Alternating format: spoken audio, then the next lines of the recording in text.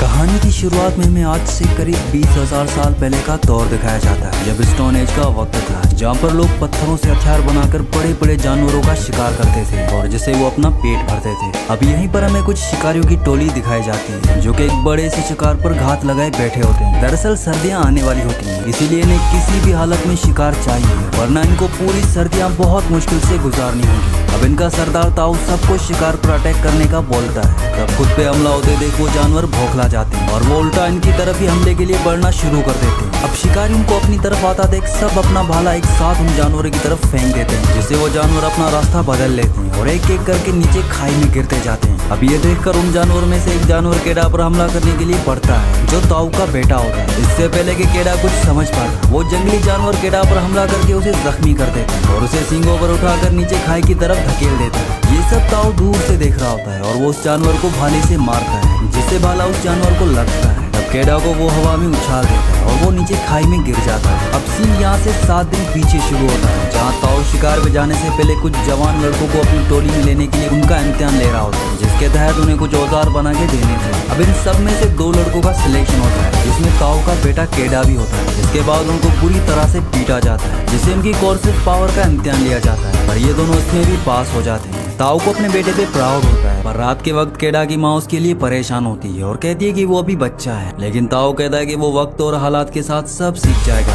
अब अगली सुबह वो अपनी माँ से मिलकर शिकार के लिए चला जाता है। कई दिन चलने के बाद ये अब अपने पूर्वजों के बनाए मार्ग पर पहुंच जाते हैं। असल में इस मार्ग का मतलब ये होता है कि वो सही रास्ते पर जा रहे हैं। अब अगले पल इन्हें एक और कबीले की टोली दिखाई देती है। ये कबीले वाले ताऊ के दोस्त हैं। ये सब भी शिकार की तलाश में निकले होते हैं। अब ये सब कबीले वाले मिलकर शिकार तलाश करने के लिए रवाना होते हैं। सफर के दौरान ये एक जंगली जानवर का शिकार करते हैं। इसी पल ताऊ अपने बेटे का इम्तिहान लेने के लिए उस जानवर को मारने के लिए बोलता है, लेकिन केडा हिचकिचाता है और उस जानवर को नहीं मार पाता। ये देखकर ताऊ भड़क जाता है और उसे कहता है कि बेटा आखिर में वही जिंदा रहता है जो ताकतवर हो। ये कहने के बाद वो उस जानवर को मार देता है। अब रात को ये सब अपना शिकार खा रहे होते हैं, तभी ताऊ को जंगल में कुछ आवाज सुनाई देती है और वो सभी लोगों को शांत रहने के लिए बोलता है। तब सभी लोगों को वहाँ पर किसी जानवर होने का एहसास होता है। इसके बाद सब अलर्ट हो जाते हैं, पर कुछ देर तक हलचल ना होने पर ये नरम पड़ जाती है। तभी अचानक एक शेर वहाँ से एक लड़के को उठाकर चला जाता है और उसे मार देता है। ये सब देखने के बाद ताऊ घबरा जाता है और अपने बेटे को हौसला रखने को बोलता है। अब अगले पल हमें दिखाया जाता है कि ये सब उस लड़की को मरा हुआ समझकर उसके लिए पत्थरों से एक मार्ग बनाते हैं। दरअसल इसका मतलब रेस्ट ऑफ पीस होता है। वीडियो में आगे बढ़ने से पहले आप सबसे रिक्वेस्ट है कि मेरे 99% व्यूवर्स वीडियो तो देखते हैं, लेकिन चैनल को सब्सक्राइब नहीं करते और ना ही वीडियो को लाइक करते। तो आप सबसे रिक्वेस्ट है कि मेरे चैनल को सब्सक्राइब और वीडियो को लाइक लाजमी से कर दिया करें। इसके बाद ये अपने पूर्वजों के बनाए हुए मार्गों से गुजरते हुए आगे बढ़ते हैं। एक रात ये गुफा में गुजारते हैं, जहाँ ताऊ अपने बेटे के हाथ पे अपने पूर्वजों के बनाए रास्ते का नक्शा बनवाता है, ताकि वो मुश्किल हालात में भी उसको फॉलो करके अपने घर वापस लौट सके। तभी इन्हें कुछ शोर सुनाई देता है और इनकी नजर एक भेड़ियों के झुंड पर पड़ती है। उसको देखने के बाद ताऊ अपने बेटे को कहता है, बेटा वो भेड़िया इन सब का सरदार है, जिसे अल्फा कहा जाता है, जिसकी जान हमेशा खतरे में रहती है। अगर इनके झुंड में इसकी कमजोरी का पता चल जाए तो सभी उसे मुकाबला करने के लिए तैयार हो जाएंगे। इसीलिए अल्फा की असली पहचान होती है उसकी ताकत और हिम्मत, जिसके बलबूते पर ही वो अपने झुंड की अगुवाई कर सकता है। अगली सुबह इन्हें कुछ जानवरों के निशान दिखते हैं, जिनका पीछा करने के बाद वो इन तक पहुंच जाते हैं और यहीं हमें शुरुआत वाला सीन दिखाया जाता है, जहाँ केडा हमें खाई में गिरते हुए दिखाया जाता है। उसके गिरते ही ताऊ और उसके साथी ये सभी उस खाई की तरफ भागते हैं। नीचे देखने पे केडा उन्हें एक चट्टान के सहारे लटका हुआ दिखता है। ताऊ और उसके सभी साथी उसे हौसला बनाए रखने के लिए बोलते हैं और उस तक पहुंचने का ट्राई करते हैं। तभी केडा का हाथ उस चट्टान से छूट जाता है और वो पहाड़ के आधे रास्ते एक चट्टान पे गिर जाता है। ये देखकर ताऊ उसे नीचे बचाने जाता है, पर सब लोग उसे ऐसा करने से रोकते हैं, क्योंकि वो अपनी मौत को गले लगा रहा होता है। इनमें से एक आदमी उसे लीडर होने का एहसास दिलाता है और कहता है कि हमें सही सलामत वापस ले जाना उसकी जिम्मेदारी है। इसके बाद ताऊ ना चाहते हुए भी उसकी बात मान लेता है, पर वो रात तक अपने बेटे को आवाजें देता है, इसी उम्मीद में कि वो भी उसे आवाज देगा। रात गुजरने के बाद अब ताऊ ने ये मान लिया होता है कि उसका बेटा मर चुका है और अगली सुबह वो उसे मरा हुआ समझकर रेस्ट ऑफ पीस का मार्ग बनाकर वापस लौट जाते हैं। अगले पल हमें दिखाया जाता है कि कुछ गीत केडा को मरा हुआ समझकर उसे नोचने के लिए आते हैं। तभी केडा की आंखें खुल जाती है और वो गीत को दीवार से पटक कर नीचे फेंक देता है। अब खुद को पहाड़ की चट्टान पर देखकर वो अपने फादर को आवाज देता है, लेकिन उसे कोई जवाब नहीं मिलता। इसके बाद वो खुद ही नीचे उतरने का फैसला करता है, लेकिन उसे पहाड़ी से नीचे उतरते हुए बहुत परेशानी हो रही होती है। पर वो हार नहीं मानता और लटका रहता है। तभी बहुत सारी बारिश होती है जिसे वो खाई पानी से भरने लगती है। ये देखकर केडा पानी में छलांग लगा देता है और पानी में बहता हुआ दूर चला जाता है। अगली सुबह जब उसे होश आता है तो वो बारिश का गंदा पानी पीकर अपनी प्यास बुझाता है और अपनी जख्मी टांग पर पट्टी बांधकर उसे चलने लायक बनाता है और लकड़ी की मदद से लंगड़ाता हुआ पहाड़ी पर पहुंचता है जहां से वो नीचे गिरा था। वहां पहुंचने के बाद वो देखता है कि वहां पर वही रेस्ट इन पीस वाला मार्ग पत्थरों से बना होता है, जिसे देखकर वो टूट जाता है और गुस्से में उन पत्थरों को लात मारकर नीचे खाई में फेंक देता है, जिनकी आवाज सुनने के बाद कुछ भेड़िए उस पर हमला करने आती है, जिनको देखकर केडा जैसे तैसे करके एक सूखे पेड़ के ऊपर चला जाता है और पूरी रात उस पेड़ पर गुजारता है। अगली सुबह जब वो पीने के लिए पानी भर रहा होता है तब उसका सामना फिर से उन्हीं भेड़ियों के झुंड से होता है। तब केडा उनको अपनी तरफ आता देख वापस उसी पेड़ पर चढ़ने के लिए भागता है। अब जैसे ही वो पेड़ पर चढ़ रहा होता है तभी एक भेड़िया उसका पैर दबोच लेता है। केडा अपनी जान बचाने के लिए उस भेड़िए पर हमला कर देता है, जिसे वो भेड़िया जख्मी हो जाता है और केडा पेड़ पर चढ़ जाता है। अब दिन से रात हो जाती है, सब भेड़िए उसका नीचे आने का इंतजार करते हैं। अगली सुबह वो सभी भेड़िए उस जख्मी भेड़िए को छोड़कर वहाँ से चले जाते हैं। घायल भेड़िया दर्द से करारा होता है। ये देखकर केडा अपने हथियार से एक भाला तैयार करता है और उस जख्मी भेड़िए को दर्द से छुटकारा देने के लिए जैसे वो उसको मारने वाला होता है तब दोनों की नजरें मिलती हैं, जिसे देख केडा का दिल नरम हो जाता है। इसके बाद वो उस भाले की रस्सियां खोलकर भेड़िए के मुंह पर बांध लेता है और उसको अपने साथ लेकर चल देता है। चलते चलते वो एक गुफा तक पहुंचता है जहां वो दोनों रात बिताते हैं। अब अगली सुबह जब केडा को होश आता है तब वो उस गुफा को ध्यान से देखता है। उसे वो गुफा जानी पहचानी सी लगती है। असल में ये वही गुफा होती है जहाँ वो अपने फादर के साथ यहाँ एक रात ठहरा था। इसके बाद वो कुछ जड़ी बूटियों से अपने पैर के लिए लेप बनाता है और अपने पैर पे लगाता है। अब पानी पीते वक्त उसका ध्यान सामने बैठे भेड़िए पर जाता है, जो उसे पानी पीता देख अपने मुंह की रस्सी खोल देता है। केडा डरते हुए उसे एक कटोरे में पीने के लिए पानी देता है और इसी तरह इन दोनों की दोस्ती शुरू होती है। इसके बाद वो उसके जख्मों पे मरहम भी लगाता है। अगले दिन केडा भूख के मारे एक खरगोश का शिकार करता है और उस खरगोश को खाते देख उस भेड़िए का भी मन करता है खाने का। केडा पहले खुद खाता है, उसके बाद भेड़िए को भी देता है खाने के लिए।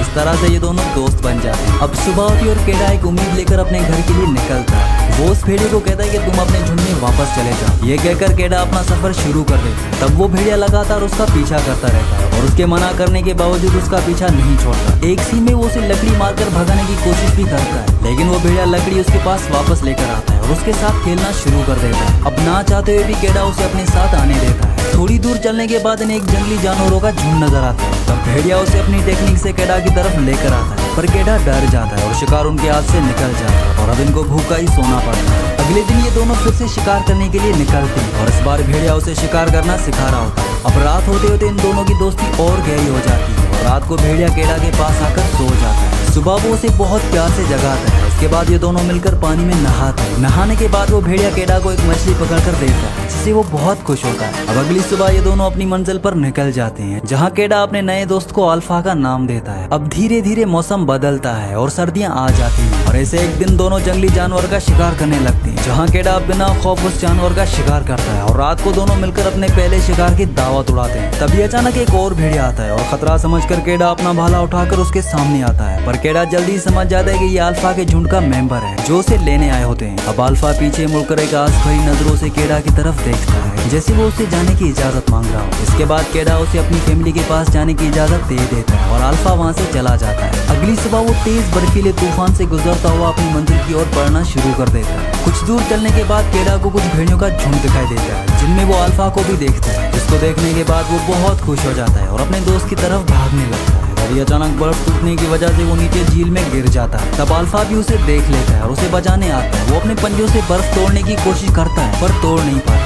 तभी केडा अपने हथियार से बर्फ तोड़ने में कामयाब हो जाता है और वो अल्फा की मदद से बाहर आ जाता है। अब ठंड से बचने के लिए वो आग जलाता है और अपने कपड़े उतार कर अल्फा के साथ सो जाता है। इसके बाद सुबह होती है। वो अपनी मंजिल की तरफ फिर से चलना शुरू कर देती है, जहाँ रास्ते में इनको एक आदमी दिखाई देता है, जिसे ये मदद मांगने जाते हैं और वो आदमी बर्फ में जमकर मर चुका होता है। केडा उसके हाथ से तीर कमान लेता है और अपनी मंजिल की ओर बढ़ना शुरू कर देता है। अब आगे चलते हुए इनका सामना बर्फीले तूफान और हाइना से होता है, जहाँ दोनों अपनी जान बचाने के लिए गुफा का सहारा लेते हैं। गुफा के अंदर अल्फा को खतरा महसूस हो रहा होता है। तभी अचानक एक शेर केडा के ऊपर हमला कर देता है, लेकिन अल्फा अपनी जान की परवाह ना करते हुए बीच में आकर उस शेर का सामना करता है। तभी केडा तीर से उस शेर को मार गिराता है। अब इस लड़ाई में अल्फा बहुत जख्मी हो चुका होता है। इसके बाद केडा अपनी तरफ उसकी वफादारी देखकर उसे ताउम्र रखने की कसम खाता है। अगली सुबह ये दोनों अपना सफर शुरू कर देते हैं। तभी केडा को रास्ते में बने अपने पूर्वजों का मार्ग नजर आता है, जिसका मतलब ये होता है कि वो सही रास्ते पर है और वो अपनी मंजिल के बहुत पास है। अब ये दोनों खून जमा देने वाली सर्दी से गुजरते हुए अपनी मंजिल की तरफ बढ़ते हैं। तब वहाँ अल्फा की हिम्मत जवाब दे देती है। उसकी ये हालत देखकर केडा उसे अपनी बाहों में उठा लेता है और अपना सफर जारी रखता है। अब कुछ दूर चलने के बाद भूख और प्यास से केडा की हिम्मत भी जवाब दे देती है और वो बेहोशी की हालत में अल्फा को नीचे रखकर वहीं सो जाता है, जहाँ उसे सपने में अपने माँ बाप दिखाई देते हैं। और उस सपने को देखने के बाद वो अचानक जाग जाता है, जैसे उसमें हिम्मत आ गई और वो अल्फा को अपनी गोदी में उठाकर पूरी ताकत लगाकर आगे बढ़ना शुरू कर देता है। थोड़ी देर चलने के बाद उसकी हिम्मत रंग लाती है और वो अपने कबीले को देखकर इतना खुश होता है कि उसकी खुशी का कोई ठिकाना नहीं होता और वो आखिरकार अपनी हिम्मत और अपनी बहादुरी से अपनी फैमिली के पास पहुंच जाता है। ताऊ अपने बेटे को जिंदा देखकर बहुत खुश होता है। तब केडा उसे बोलता है कि क्या उसने खुद को साबित कर दिया।